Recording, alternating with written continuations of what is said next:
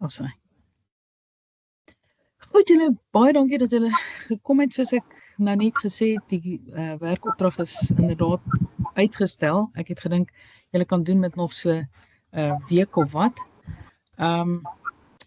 Vir die mense, Janine, wat nou laas hier was, ek gaan nou maar net weer op dieselfde manier deur hierdie skyfies van my gaan. My eerste probleem met werkopdrag 2 was eenvoudig. En dit is dat die voorgeskrewe kortverhale en gedigte en die roman, as julle dan nou, hoorie, so iemand moet net hulle mic afsit asseblief, want daar's 'n vibrasie van een of ander aard. Goed, dankie, nou is dit weg. My eerste probleem is dat studente wat gedryf het, nie die voorgeskrewe tekste gelees het nie. Ek kan dit nie genoeg beklemtoon dat julle vooraan werkopdrag 2 was daar 'n rooi blok. Hoorie, so iemand se Janine, is jy weer dubbeld op, want daar's 'n echo. Ekskuus dokter, ek probeer hom afkry, ek weet nie wat ek moet maak nog hierso, dat ek net sien. Het jy nie op Op jou 'n manier selfoon probeer ek hom ook afkry. ingegaan nie? Het jy nie op jou selfoon ook ingegaan nie? Ek het hom nou ek het afgesit by die selfoon, juis omdat hy gevibreer het, maar nou lyk dit vir my op 'n manier tel het nog iets op. Ek gaan nou weer kyk wat ek kan doen. Goed. Maar in elk geval, ek het vooraan werkopdrag 2 was daar 'n rooi blok gewees, waarna ek die volgende gesê het, en julle sal dit nou hierso sien. Belangrik, jy moet die voorgeskrewe studiemateriaal en tekste op e-reserwes in jou antwoorde betrek. Nou al daai voorgeskrewe studiemateriaal is die literêre tekste, maar dit is ook teoretiese tekste, soos byvoorbeeld Erik Prieto se gedeelte oor plek, wat daar verskyn. Soos byvoorbeeld Linda Maree se bespreking oor Bloubok, soos byvoorbeeld Kannemeyer se bespreking oor van die gedigte. So, jy kan nie net staat maak op die inligting wat jy deur KI genereer nie. Ek meen, dit is so duidelik en ooglopend, dat as jy vir my 'n vraag antwoord, en jy begin daar Daleen Matthee bespreek, of wie ook al, ons het nie daai tekste voorgeskryf vir hierdie module nie. Ek kan mos nie vir jou punte gee daarvoor nie, want dit is nie relevant nie. Jy het dit waarskynlik dan self ook nie eers gelees nie. Die punt is, jy skryf hierdie module in, sodat jy 'n sekere kurrikulum deurloop, en jy moet sekere tekste lees. En dit is ononderhandelbaar. En jy moet asseblief daai e-reserwes betyds aflaai, as jy 'n sekere vraag doen, sodat as die platform onstabiel is, dan moet jy ten minste op 'n ander plek hierdie inligting kan kry. Jy moet aan die uitkomste van die module voldoen en die kurrikulum deurwerk. Studente wat nie hierdie voorgeskrewe materiaal in hulle antwoorde betrek nie, sal geen punte verdien nie. Nou goed, ek praat nou net oor werkopdrag 2, maar by vraag 1 daar moes ek dikwels die volgende kommentaar skryf. Geen bronne is erken nie, en geen aanduiding aan die voorgeskrewe e-reserwes oor ekokritiek geraadpleeg is nie. Geen verwysing na toepaslike eenhede in die studiegids nie. En daar het ek julle nou weer verwys na hierdie rooi blok vooraan. Daardie toeligting is glad nie nagevolg nie, en of dit slegs op die internet gesteun. Geensins dit wat voorgeskryf is betrek nie. Glad nie materiaal op e-reserwes gelees nie. Nou goed, by vraag 2 was daar nou dikwels weer nie voldoende onderskeid getref tussen die eerste en die tweede golf nie, maar ek wil nou nie te veel daarby stil staan nie, want dis nie een van die vrae in die portefeulje nie. So dit is nou gedane sake. Niks wat ons nou daaroor sê kan julle antwoorde verander. Vraag 3 is nie beantwoord as jy Prieto oor plek nie uitvoerig bespreek het nie. Jy moet daardie stuk van Erik Prieto op e-reserwes lees wanneer jy die vraag oor plek hanteer. Daar's te min aanhalings en te min voorbeelde uit die gedigte. By vraag 4. Daar moes jy konsentreer op dierestudies, en dit was my baie duidelik dat julle die skakel wat ek vir julle verskaf het, waar ek en Wendy Woodward inskrywing oor dierestudies gemaak het, dat julle dit nie nagevolg het. Julle moet konsentreer daarop konsepte soos dieresubjektiwiteit, nie-menslike dier, antropomorfisme, diereblik, animal gaze, simpatieke of empathiese verbeelding, en dan moet jy daardie konsepte toepas op die verhaal. Maar daardie konsepte gaan jy sien as jy daai skakel volg wat ek vir jou in die in die vraag gegee het. Jy moet dit opvolg op die manier, jy moet gaan na library guides van Litnet en dan moet jy dit daar kry. Maar jy moet die verhaal bespreek met gebruikmaking van daardie konsepte. En natuurlik moet jy eers die verhaal lees. Maar dit help nie, jy som net die verhaal inhoud op en jy verwys geensins na hierdie wapens wat ek as dit ware vir jou gegee het om die verhaal mee te bespreek nie. Want hierdie terme is amper soos wapens wat jy moet gebruik in jou ontleding van daai teks. Nou by vraag 5 weer, was daar ook weer geen blyke daarvan dat jy die keuseroman gelees het nie. En moet asseblief nie die vraag oor dwaalpoort aanpak as jy nie daardie roman gelees het nie. En wanneer jy 'n vraag antwoord in hierdie letterkunde module, is dit verskriklik belangrik dat jy jou eie voorbeelde moet aanheg. Jy moet nie net voorbeelde gebruik wat in die gids of in 'n artikel wat jy gelees het verskyn nie. Jy moet jou eie voorbeelde gee, want ek sal dit kan sien en dan sal ek jou daarvoor beloon. Nou goed, die werkopdrag vra vir die portefeulje. Dit is 2025 daar, skus. Die sperdatum 2 Junie 2025 om 11:00 die aand. Hierdie portefeulje tel 60% van jou finale punt. Die jaarpunt tel 40. Nou ek wil hê julle moet weer gaan kyk na daardie dokument onder additional resources, riglyne vir AFK 3704, waarin ek sekere wenke gee oor die skryf van 'n essay en ek wil hê julle moet dit asseblief ter harte neem. Dit is baie belangrik dat jy jou portefeulje moet proeflees voor insending. Jy kan nie hierdie ding met 'n klomp tik en spelfoute inhandig nie. Ek moet hierdie portefeuljes van julle stuur na 'n eksterne eksaminator by 'n ander universiteit. En die punt wat ek gee word gemodereer deur daardie eksaminator. En as jy nou 'n klomp goed met instuur waarmee jy nie eers moeite gedoen het nie, dan kan hy my punt ook selfs afmerk, jy weet. So die groot fout wat ek agterkom is dat studente hopeloos te min inligting verskaf wat bepunt kan word. Hopeloos te min. Verder kan jy ook nie verhale en kortverhale, en ek het dit nou gesê, betrek wat nie in hierdie module voorgeskryf is nie. Kan dit nie net van die internet af kry nie. So dis ononderhandelbaar om die relevante bronne op e-reserwes te betrek. Erken jou bronne in die teks self. Dit help nie om dit net agter in 'n bibliografie te erken nie. Van kyk soos wat ek die studiegids geskryf het. Jy sal sien wanneer ek daarna 'n bron verwys, dan word dit in hakies agter die sin aangetoon. So daar is ook 'n dokument met verwysingsmetodes wat ek vir julle gee. Dis ook op e-reserwes. Gaan kyk as jy onseker is hoe om na iets te verwys. En as jy na die studiegids verwys, dan verwys jy nie studiegids AFK 3704 nie, jy verwys Lemmer. Daai ding is 2019 geskryf, dan verwys jy Lemmer 2019 en jy gee die bladsynommer. Wat ek wil hê as jy 'n vraag moet beantwoord, is dat jy 'n argument deurlopend moet voer. Janine, is dit by jou wat daai weerklank is? Dokter, ek is vreeslik jammer, ek weet regtig nie waar moet ek my mikrofoon afsit nie. Nee, maar weet jy wat, hierdie lesing wat ek gee is presies dieselfde as die lesing verlede Vrydag toe jy by was. Okay, so ek gaan niks mis doen. Maar wat ek gaan doen, ek het dit nou opgeneem. So hy's besig om op te neem en dan kan jy maar na die opname daarvan luister. Of met my korrespondeer verder daar. Asseblief man, ek dankie dokter. Goed, dankie hoor.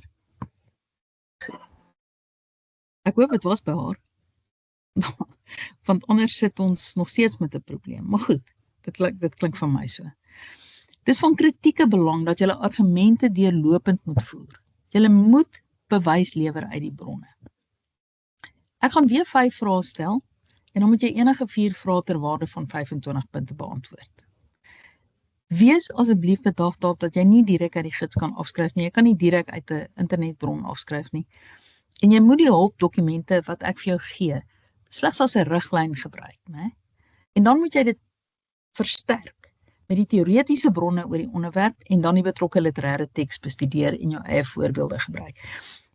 Wanneer jy nou kies om 'n vraag te doen, gaan na daai ooreenstemmende leereenheid. As dit nou oor plek gaan, dan is dit nou leereenheid 3. Gaan kyk wat ek daar in aktiwiteit 3.1 by leereenheid 3 skryf. gaan kyk na watter bronne ek verwys wat op e-reserwes geplaas is oor daai betrokke onderwerp. Dis die beginpunt, dis hoekom dit 'n studiegids is. Want daai studiegids sal jou lei om te weet wanneer jy 'n sekere vraag beantwoord, watter bronne ek graag wil hê jy moet bestudeer en jy moet betrek in jou antwoord. Nou goed, kom ons kyk na vraag 1. Daar moet julle nou 'n opstel skryf waarin julle aantoon hoe die gedig Bloubok toetree tot die omgewingsdiskoers. Jy moet ook 2 ander literêre tekste van jou keuse in hierdie module gebruik. Nou, 'n literêre teks is 'n gedig of 'n kortverhaal of 'n roman of 'n essay. Dit is nie 'n stuk soos Pretto se teorie oor plek. Dis nie 'n voorgeskrewe literêre teks nie.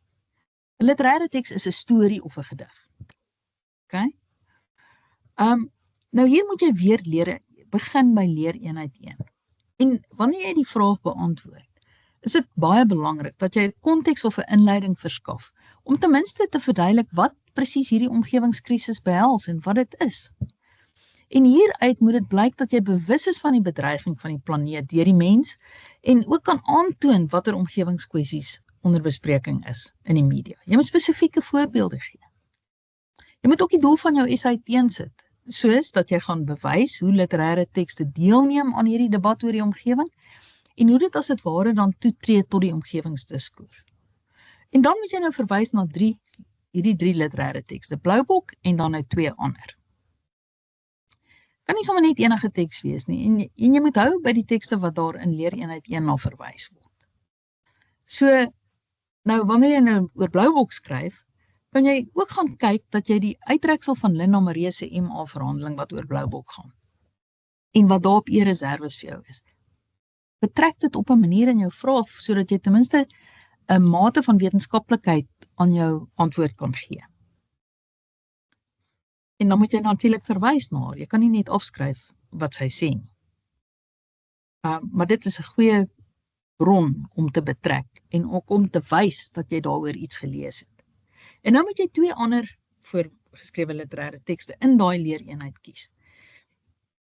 En ek dink dit is goed om te kyk daarna Maree se ander huldigingsgedigte. Hy het byvoorbeeld 'n gedig geskryf oor Dian Fossey, hy het byvoorbeeld 'n gedig geskryf oor Jane Goodall, hy het 'n gedig geskryf oor die Adamsons wat met die leeu's in Kenia gewerk het.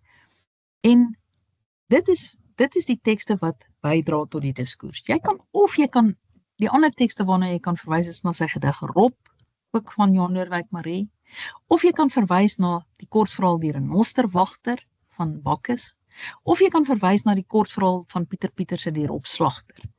Dis alles goeie tekste daai om te gebruik. So luister nou maar weer na hierdie opname agterna en dit is tekste wat ek dink sou kon werk. Daar's ook 'n essay wat Pieter Pieterse geskryf het, Save the Seals. Jy sou dit ook kon betrek. So Save the Seals, Die Robslagter, Die Renosterwagter en dan enige een van Maree se gedigte of oor die rob, die spesievers oor die rob, of sy huldigingsgedigte waarin jy dan kan aantoon dat hierdie mense soos uit 'n gedig Swart Renoster geskryf, waar een player wat gehelp het om die renosters te bewaar, of wat baie groot rol gespeel het. Dan kan jy bietjie iets daaroor sê, en dan kan jy bietjie iets oor die massa-uitsterwing van spesies skryf, en oor die renosterstropery en so. En so kan jy die teks bybring by hierdie vraag oor die omgewing. En die uiteindelike gevolgtrekking wat jy moet maak, is dat hierdie literêre teks bydra daartoe dat jy 'n sekere sensitiwiteit vir omgewingskwessies as leser ontwikkel. Dit prikkel jou om daaroor na te dink.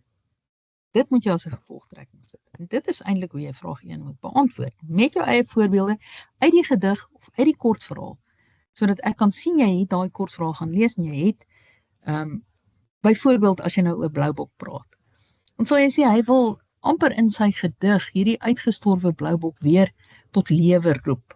En dit sien ons al reeds in die openingsreël wanneer hy sê ek wil in my vers weer 'n Bloubok laat loop. So jy moet elke keer uit die gedig self ook 'n aanhaling gee. Direk wat jy dan in aanhalingstekens plaas of net as 'n voorbeeld beredeneer wat daar in die gedig gaan. En die punt daar is dat hy sê dit gaan naderhand is al wat van die Bloubok oorgebly het. hierdie opgestopte spesies wat jy in museums kry. En dit gaan die lot van ander spesies ook wees. Goed, vraag 1. Vraag 2 gaan oor plek en plek as kritiese kategorie. Nou daar moet jy, as jy hierdie vraag wil beantwoord, dadelik heen gaan en dan moet jy gaan kyk na vraag aktiwiteit 3.1. Prisoners of Place is die aktiwiteit se titel. En daar sal jy nou sien wat ek alles wil hê jy moet betrek. Ryder het byvoorbeeld daar gesê, all experience is placed experience. Nou ek gee vir julle verskillende opsies daar. Jy moet twee van die vraaglys bespreek, twee van die onderstaande opsies. En as jy nou byvoorbeeld opsie A kies, dan moet jy altyd die kortverhale daarby opsie A, naamlik Rust my siel en Winter in die Stormberge van Henny Oukamp doen. So jy kan nie net een van hulle doen as jy A doen nie, jy moet albei doen. Of jy kan kies om B te doen, en dan moet jy weer twee gedigte doen, van NP van Wyk Louw nog. Eenmaal in die skemeraand, of Zeekoevlei. Of jy kan doen die gedig Tuin van Breitenbach. Of jy kan doen die kortverhaal Daniel Skuil van Dana Snyman, wat ek ook in die studiegids in leereenheid 3 bespreek, en jy moet miskien gaan kyk na daai bespreking, en ek dink dit is 'n goeie kortverhaal om hier te kies. So al die tekste wat ek hier noem, is op die e-reserves beskikbaar. Wittek en Johnson het byvoorbeeld gesê, we are all prisoners of place. Maar die belangrikste hier is Brito se artikel, waar jy sal sien, daar's 8 aannames wat hy oor plek gee.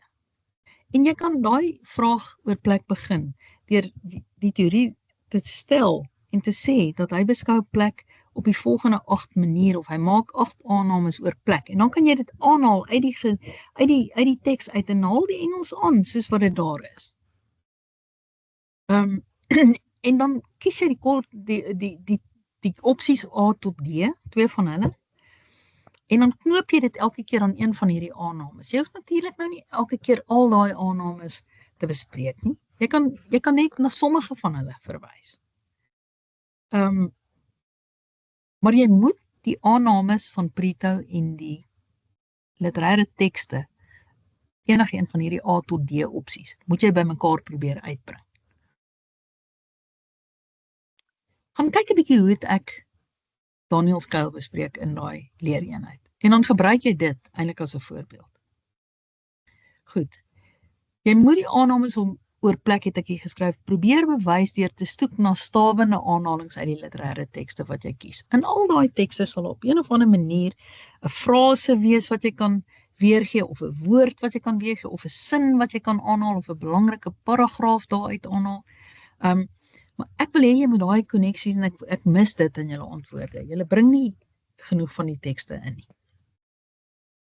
Ek het hier vir julle sommer net ietsie oor die Stormberge gegee, sodat julle net 'n bietjie inlyn, 'n bietjie agtergrond kan kry wanneer jy nou sou kies om daai vraag oor Henny Oukamp te doen. Maar ek gaan nou nie in detail daarop ingaan nie. As julle besluit om daai twee kortverhale te doen, dan kan julle hierdie lees en 'n bietjie daarvan inwerk. Goed. Vraag 3.1 of 3.2. Wanneer jy 3.1 doen, dan moet jy dierestudies weer betrek. En dan moet jy fokus op die wit hartbees Mslope in hierdie roman van Alexander Strachan, Dwaalpoort, wat julle op Unisa se online boekwinkel kan bespreek, kan koop. Dis 'n e-boek, julle moes dit al lankal gedoen het. Ek dink as jy dit nie op hierdie stadium gedoen het nie, moet jy versigtig wees om hierdie vraag te doen. Die punt is weer, en ek het dit nou gesê toe ek kommentaar oor werkopdrag 2 geleer het, jy moet daai teoretiese konsepte wat ek en Wendy Woodward identifiseer in hierdie skakel oor dierestudies by literêre terme en teorie. Jy moet nou daai metode volg en dan kom jy uiteindelik daarby uit. Wanneer jy dit lees, sal jy sien. Ons gee besprekings en dan identifiseer ons 'n hele klomp verskillende terme. Gaan kyk wat ons by elkeen van daai terme doen. Maar dis nie die enigste bron nie.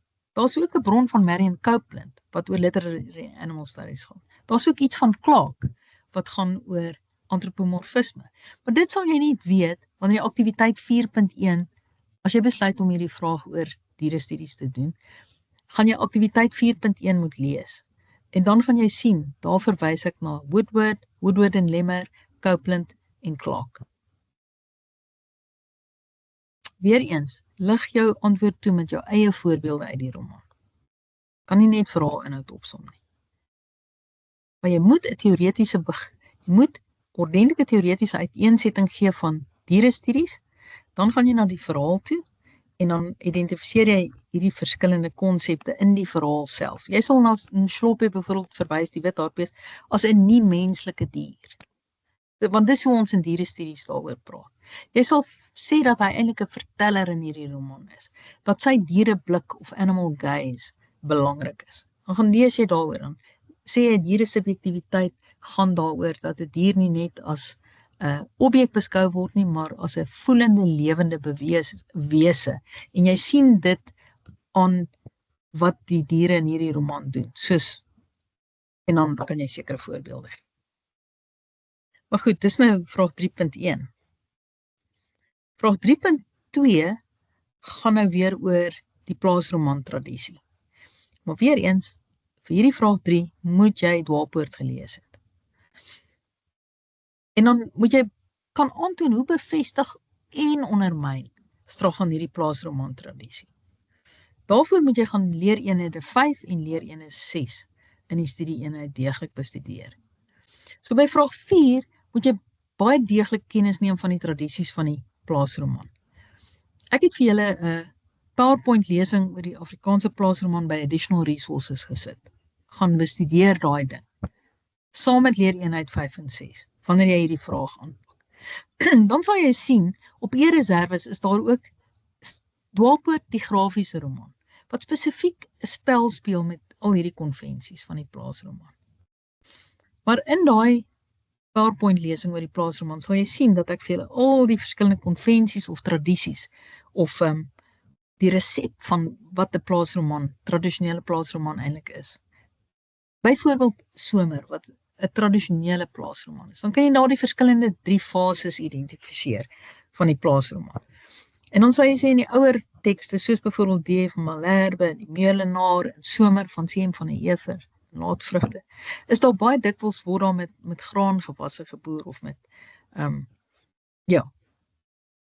waar dit nou in hierdie roman byvoorbeeld 'n wildsplaas is. So dis al klare afwyking van die tradisionele konvensie. Maar gaan kyk maar 'n bietjie en gee dan jou eie voorbeelde uit die roman en herken jou eie bronne. Moenie net steun op Meyer se artikel nie. Maar Meyer se artikel is belangrik en julle sal dit kry want ek het dit vir julle daar gereserveer. Weereens, wanneer jy 'n vraag wil doen, gaan na die leereenheid in die studiegids, gaan werk deur daai aktiwiteit en kyk na watter bronne ek verwys op E-reserves en betrek daai bronne. Dis wat ek wil hê. Goed, vraag 5. Bespreek die kortverhaal Ombamungu vanuit 'n ekofeministiese perspektief. Doen jou eie navorsing oor ekofeminisme. Nou hier kan jy natuurlik op die internet gaan en jy kan natuurlik sekere bronne daar betrek, maar dan moet jy ook daai webbladsye waarna jy verwys, asseblief op die korrekte manier na verwys. Jy kan nie maak asof dit jou eie werk is. Ek het nou vir julle hier 'n uiteensetting gegee van wat ekofeminisme is, en daarvan kan jy natuurlik nou gebruik, dis hoekom ek dit gee. Maar moenie dit net alles 100% so afskryf nie. Jy weet, belangrike ekofeministiese kritici is iemand soos Karen Warren, Reuter en Gard. En hulle glo dat daar 'n verband is, subtiele verband, tussen die verwoesting van die planeet en die onderdrukking van vroue deur 'n patriargale mag. En dis wat jy noem die these van twin domination. Nou, ekofeminisme beskou die omgewing as 'n feminist issue. Wanneer jy dan nou na hierdie kort verhaal van Ombamungu Henk Raal, wat eintlik 'n jagverhaal is, gaan kyk, dan sal jy eers begin en deur te redeneer dat die ekofeminis is in prinsip gekant teen iets soos die jag of die doodmaak van 'n dier. Want hulle sluit baie sterk aan by die deep ecology of by die beginsels van die deep ecology wat ek nou hier voorheen vir julle daar gegee het. Dis biosentriese gelykheid, wat hulle sê, alle lewende organismes is gelyk. Daar's die idee dat daar identiteit 'n larger sense of self behels. Dat as ons die omgewing skaad ons onsself ook eintlik daardeur. Maar hier moet jy nou op al die goed wat inspeel op die feit dat Afrika 'n manswêreld is en dat jag 'n manlike praktyk, 'n harde meedoen is 'n manswêreld waar net die sterkste oorleef. In die jagplek is by implikasie nie 'n plek vir 'n vrou nie. En hier word die jag uitgebeeld as 'n eksklusiewe manlike ritueel, want daar's amper 'n reinigingstoneel ook. En dan moet jy kyk na daai artikel manlikheid en magsverlies in die Afrikaanse letterkunde van Visagie, waar hy aantoon dat geweld een van die wesenlike grondstene beskou kan word waarop manlike subjektiwiteit gekonstrueer word. Maar dit is alles goed wat jy moet vanuit 'n ekofeministiese perspektief bespreek. Jy sal sien dat hy hier, wanneer hy hierdie olifant volg, 'n hele reeks groot wildjagtersname noem. En daar kan jy, en sommer ook aanhalings uit hulle jagjoernale. En hierdie jagter voel homself dis deel van 'n lang manlike jagtradisie. En dis natuurlik iets wat die ekofeminisme sou walg en baie gebelg laat. Omdat hulle glo dat lewe op sigself kosbaar is. Maak nie saak of dit nou menslike of 'n nie menslike dier se lewe is nie. So hier sê ek onder, verstaan jy met die kennis wat jy oor ekofeminisme verwerf het, dat ekofeminisme of ekofeministe en deep ecologists die teikening van weerlose diere in 'n poging om die waarlike manlike self te ontdek en te handhaaf in die sterkste terme sal veroordeel. En dis op hierdie tipe van aspekte wat jy in jou portefeulje vraag moet konstrueer, maar jy moet daar ook weer baie seker maak dat jy dit derentyd knoop aan die verhaal. Dit help nie net om net die teorie te doen sonder die verhaal, of net die inhoud van die verhaal op te som sonder om weer terug te verwys na die teorie nie. So jy moet hierdie goed heeltyd aan mekaar koppel. Reg so. Ek gaan nou vir julle 'n geleentheid gee om vir my vrae te vra. En dan sal ek help waar ek kan. Hoe lyk dit? Het hierdie gehelp?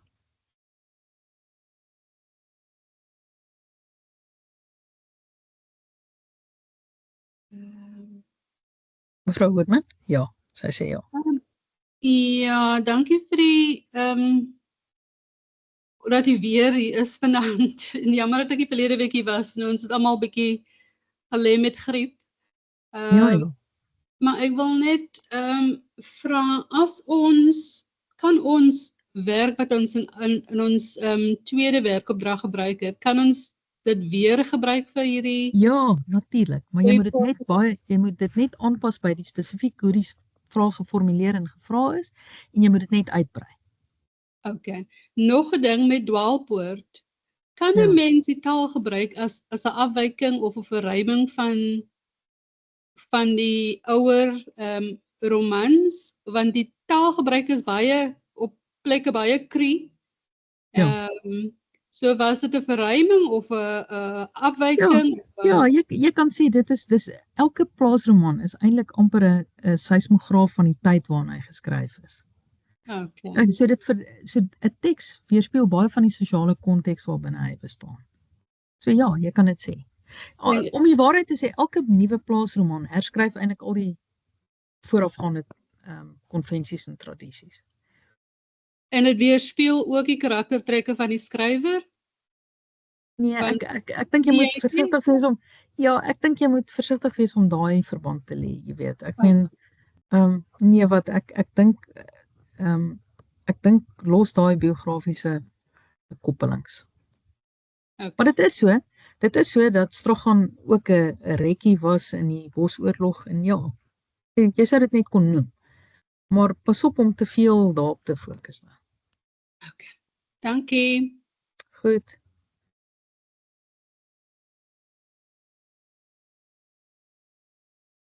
Maken en Soniek. Ek hoop dit het julle ook gehelp. Asseblief as julle vashak, stuur vir my 'n e-pos en dan help ek verder, hoor. Maar julle het nog 'n hele rukkie, julle het hierdie hele naweek en julle het die hele volgende naweek en julle het die hele volgende week. Gebruik dit asseblief om jou portefeulje 'n afgeronde produk te maak wat jy instuur. Soos ek sê, dit gaan ook na eksterne eksaminator toe. Dankie julle. Is daar nog vrae?